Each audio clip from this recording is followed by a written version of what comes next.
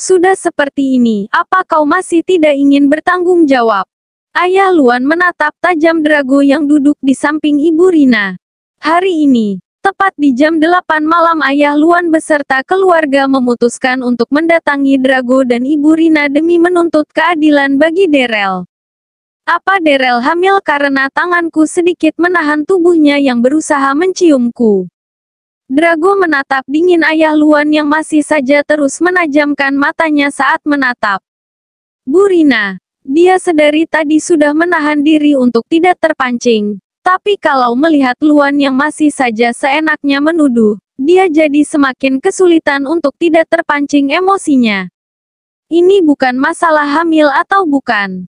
Tapi ini tentang harga diri seorang gadis. Juga seorang ayah yang tidak tega melihat putrinya hampir menjadi korban lelaki brengsek sepertimu. Dia bukan putrimu. Kenapa kau bertingkah seolah dia adalah putri kandungmu? Dan kenapa kau begitu memojokkan putraku? Kau sadar atau tidak Luan? Putri yang kau anggap baik belum tentu selamanya baik. Kau akan menyesalinya nanti. Ibu Rina tidak tahan lagi hingga memutuskan untuk menyuarakan isi hatinya yang semakin penat. Ayah Luan menatap Ibu Rina dengan tatapan marah. Sedangkan Derel mencengkeram jemarinya yang sedari tadi saling mengait dengan perasaan takut, marah, kecewa, dan juga sedih bercampur menjadi satu. Jika saja dia bisa menjebak Drago untuk datang ke hotel dan memberikan obat untuk membangkitkan keinginannya, mungkin semua akan jadi lebih mudah. Tapi Derel juga tahu benar jika cara itu tidak akan mungkin bisa dilakukan karena Drago sudah pasti tidak akan mungkin mau menemuinya di hotel kan. Jadilah dia melakukan hal nekat itu, mungkin sudah tahu kalau akan berbuntut panjang dan berbelit. Tapi dia harus bertahan dan mengandalkan Ayah Luan juga ibunya untuk maju mendesak Drago hingga dia setuju untuk menikah dengannya sebelum nanti Mire kembali. Rina, meskipun Derel bukan putri kandungku, dia tetaplah anakku juga. Jadi apapun itu aku akan tetap membelanya. Ibu Rina tertawa. Tapi air matanya luruh tak tertahankan. Dia menggeleng dengan tatapan tidak percaya meski bibirnya tengah tersenyum.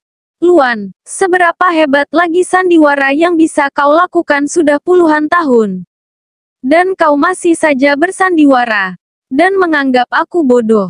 Aku tahu semuanya. Semuanya aku tahu Luan. Kau tahu kenapa aku memilih diam dan mengikuti saja sandiwaramu. Karena aku memiliki janji dengan bernikah untuk tidak membencimu demi anaknya. Tapi apa yang kau lakukan? Kau semakin merajalela dengan semua kebohonganmu. Rina berhenti untuk mengalihkan pembicaraan. Masalahnya adalah tentang anakmu dan anakku. Tegas Ayah Luan. Turunkan nada bicara Anda paman. Drago menatap tak suka begitu Ayah Luan membentak ibunya. Jelas, ibunya adalah satu-satunya yang dia punya tentu dia tidak akan membiarkan ibunya dibentak. Bahkan ayah kandungnya saja hampir tidak pernah berbicara sekeras itu dengan ibunya, batin Drago. Biarkan saja Drago. Ibu sudah lelah memendam semua ini sendirian. Ibu lelah berpura-pura baik-baik saja. Sudah cukup. Ibu tidak akan lagi bersandiwara di hadapan siapapun lagi. Ibu Rina menatap Ayah Luan dan Ibu Ana bergantian dengan tatapan marah. Lalu menatap Derel dengan mimik kecewanya. Luan, sama sepertimu yang mempercayai putrimu. Aku juga mempercayai putraku. Dragoku, anak yang aku didik dengan sangat baik. Tidak akan mungkin memaksa wanita untuk dia tiduri. Drago, dia sangat belak-belakan dalam berbicara dan kadang juga ketus. Tapi dia tidak akan pernah kurang ajar dengan wanita yang tidak dia minati. Rina, tolong jangan bicara begitu. Kata-katamu seolah memojokkan Derel. Dan juga menghinanya. Masalah ini biar kita bicarakan baik-baik saja ya. Pinta Ibu Ana yang tidak ingin sebenarnya kalau harus ribut-ribut untuk hal seperti ini. Tutup mulutmu. Ana berhentilah sok bijak dan sok kasihan. Aku muak melihatnya kau benar-benar sama dengan Luan. Kalian berdua sama-sama jago sekali bersandiwara. Ibu Ana sontak terdiam dengan mata menggenang di pelupuk matanya. Ternyata, selama ini kebencian Rina terhadap dirinya sama sekali tidak pernah berkurang, bahkan mungkin malah semakin besar. Jaga bicaramu Rina, kita sudah kenal sejak lama. Setidaknya hargai saja pertemananmu dengan Ana. Dan jangan sampai bermusuhan. Ibu Rina menyeka air matanya. Bagaimana bisa aku menghargai pertemanan palsu itu? Bagiku, Bernika adalah satu-satunya sahabatku. Dan aku membiarkan Ana berada di antara kami karena permintaan Bernika. Gadis bodoh itu terlalu baik. Sampai-sampai dia tidak tahu kalau seseorang yang dia bawa masuk ke dalam pertemanan kami. Memberinya makan, tempat tinggal, persahabatan yang baik. Ternyata adalah biang dari hancurnya kehidupan juga ajal untuknya. Ibu Rina menatap Ibu Ana dan Ayah Luan dengan kemarahan yang nampak membara dari matanya. Bukan begitu Rina, aku sungguh tidak bermaksud seperti itu. Demi Tuhan aku menyayangi Bernika, juga menyayangimu. Sungguh aku tidak berbohong. Diam kau Ana. Bagaimana bisa kau mengandung anak Luan meskipun kau tahu Luan adalah suami Bernika? Bagaimana bisa kau tetap bersandiwara selama 7 tahun bersama kami hingga anakmu Derel lahir? Bahkan Bernika juga sangat mencintai dan menyayangi Derel. Bernika sangat hancur ketika mengetahui semua itu di ujung ajalnya menjemput Ana. Dia terluka. Tapi dia juga tidak bisa menyalahkanmu karena kau juga bersedia menjadi ibu pengganti untuk putrinya bersama Luan yang akan segera lahir beberapa bulan lagi. Kau menghancurkan hidupnya Ana. Kalian menghancurkannya. Kalian menyakitinya hingga kematian tragis terjadi kepadanya. Dia bahkan tidak bisa melihat putrinya barang sekalipun. Ibu Rina menangis tak karuan di pelukan Drago yang kini memeluknya erat dengan tatapan tak percaya. Ibu Ana juga terus menangis, begitu juga dengan Ayah Luan yang tak bisa lagi berkata-kata. Aku anak kandung ayah. Derel menatap ayahnya yang terdiam tak bicara. Dadanya berdenyut sakit juga sesak. Tidak tahu harus bagaimana dia menanggapi hal ini. Meskipun dulu dia sangat berharap dia adalah anak kandung Ayah Luan. Tapi kenapa saat itu benar-benar terjadi malah dia tidak senang sama sekali. Sungguh aku tidak heran Luan.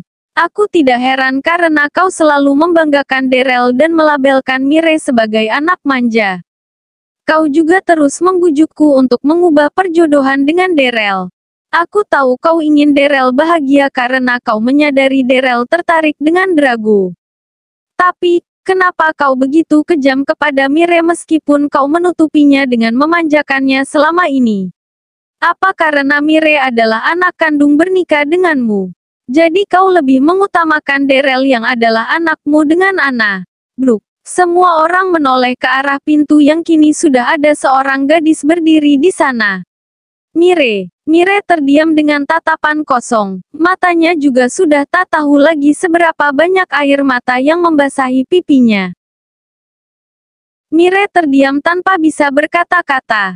Tangannya, serta tubuhnya yang lemas hanya bisa membiarkan saja kopernya terjatuh begitu saja. Tatapan yang terkejut, tapi seolah tak ingin percaya pada akhirnya memunculkan banyak air mata meski bibir diam 1000 bahasa. 21 hampir usianya. Tapi dia baru kali ini merasakan goncangan hebat di dalam hidupnya. Bagaimana bisa? Dan kenapa semua itu terjadi? Mendapati dirinya bukanlah anak dari ibu yang selama ini merawat dan membesarkannya. Terlebih dari ucapan Ibu Rina cukup jelas bahwa Ibu Ana adalah duri yang menusuk secara perlahan dan membuat ibu kandungnya meninggal dengan keadaan hati yang sakit karena pengkhianatan. Tatapannya perlahan mengarah kepada Ayah Luan yang kini menatapnya dengan mata memeran seolah ingin menjelaskan segalanya. Ibu Ana yang terus menangis seolah menahan diri untuk memeluknya. Juga kakaknya yang nampak tak terbaca ekspresinya. Hebat! 3 orang itu telah mematahkan, bahkan malah sudah menghancurkan hati seorang gadis yang selama ini mencintai dan menyayangi mereka dengan tulus. Tak bisa lagi menahan kesedihan dan keterkejutannya.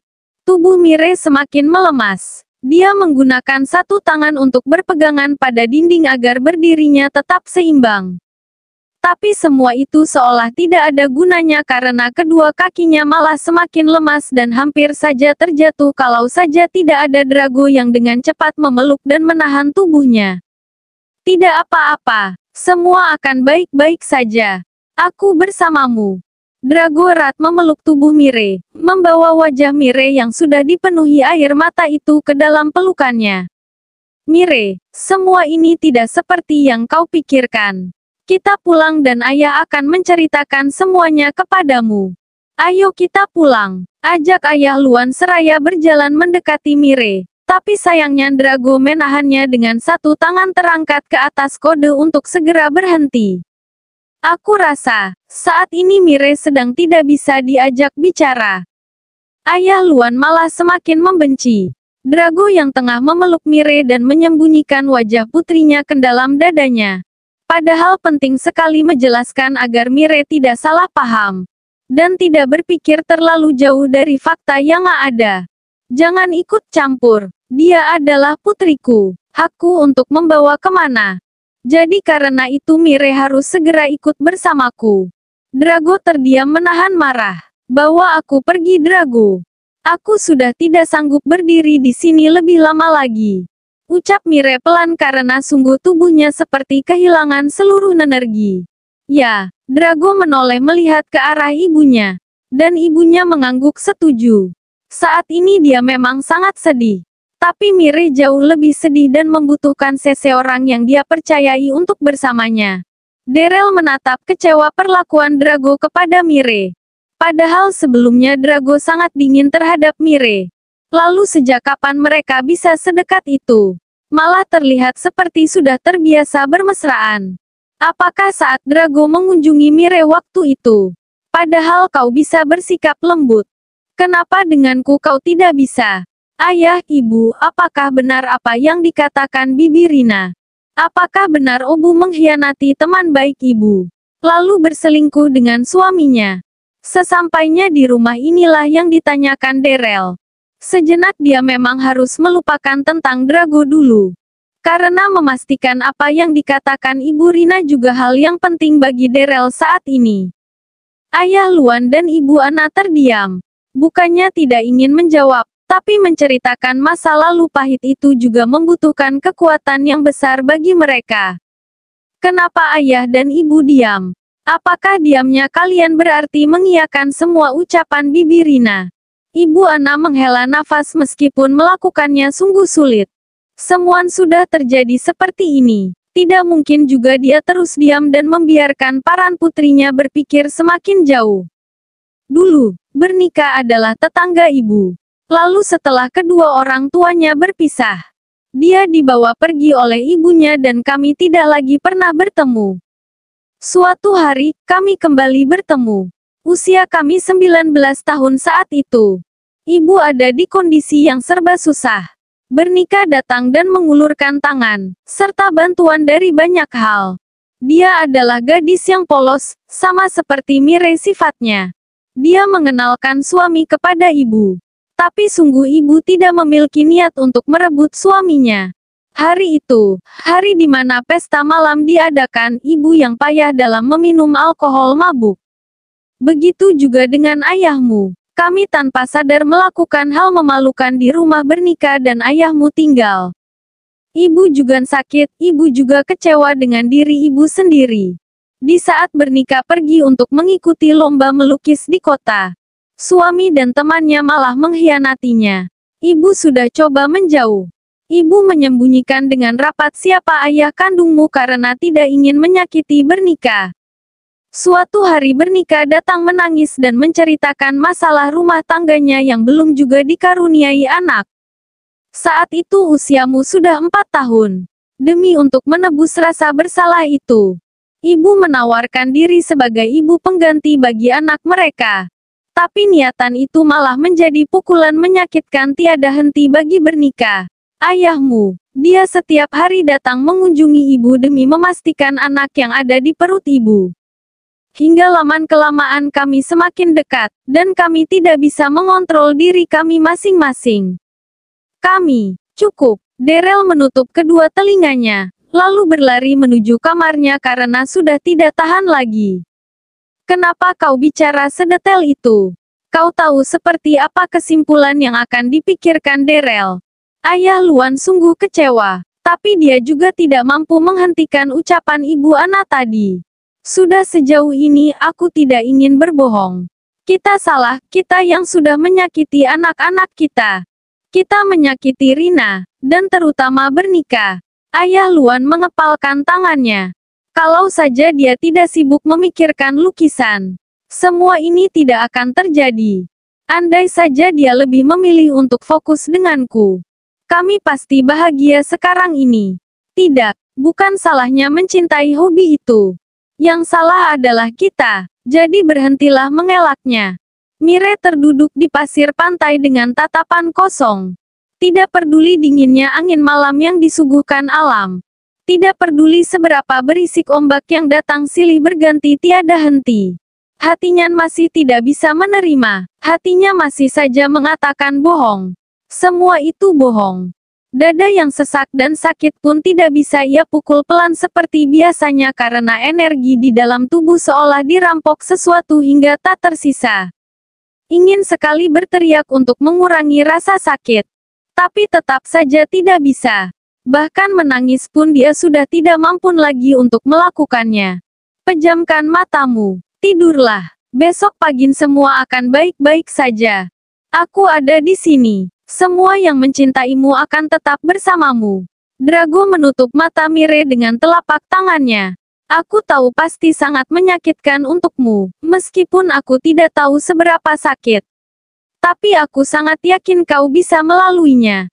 Kau adalah Mire. Jadi kau pasti akan bangkit dan kembali melanjutkan langkahmu. Aku lelah, ucap Mire pelan dengan mata tertutup. Aku tahu, jadi tidurlah dan anggap saja apa yang terjadi tadi hanyalah mimpi saja.